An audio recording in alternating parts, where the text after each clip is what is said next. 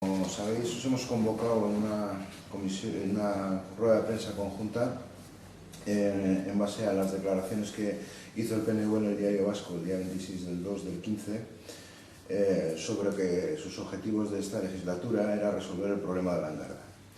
2015ko otsailak 26ko herriko Diario Vasco kronikan PNVk legegintzaldiko bere lehentasunetako bat Langardako afera zela, konpontzea zela esan zuen.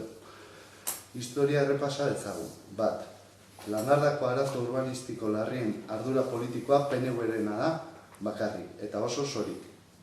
Proiektuetatik hasita ejekuzio eta ejekuzio hortako arduragabekeriekin jarraituta.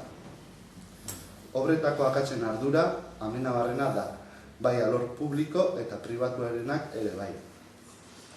Bizilagunek egindako denuntzien ondorengo sententziek horrela erakusten dute.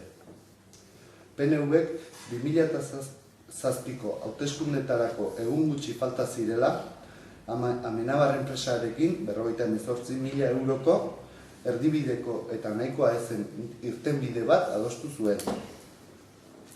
Langardako arazo urbanistikoak zenbaterainokoak ziren jakiteak 100.000 eurotik baino gehiagoko zuloa eragin dio Urnietako udalari, beraz diru publikoari. Amenabarrekin sinatutako akordioa posible izan bada, EH Bilduk eta PSek oposiziotik komisio hau sortu eta bideratzeko hartutako lidertza eta ahaleginagatik izan da. Bizilagunen laguntza ere izan dugu komisio honetan. Eskertzekoa da, beraiek egin duten lana ere. PNVk deitu altzituen bizilagunak 2007 bitartean. Non dago PNV-ren lehentasuna gai honetan? Guk ez genuen ezagutzen. Beti zalantzazko jarrerak ikusi ditugu. Beraien proposamenekin bat egiten ez bazuten, eta hau, arazoak ezkutatzeko jarrera hartzen ez zuenean, 2007ko maiatzaren 23an sinatutako akordia erakusle. Beraien helburua zela diote orain.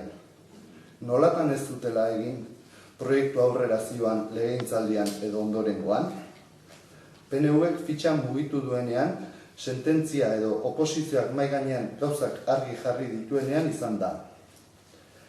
Artikulu honekin egin nahi izan dutena, oposiziotik egin den lana bereganatzea izan da. Errespetua eskatzen dugu, bai besteok eginiko lanari eta bai herritarrentzat. Komisioak lanean jarraituko du, adostutako lanak ongi egiten direla ziurtatzeko eta egon daitezken ardura politikoak argitzeko.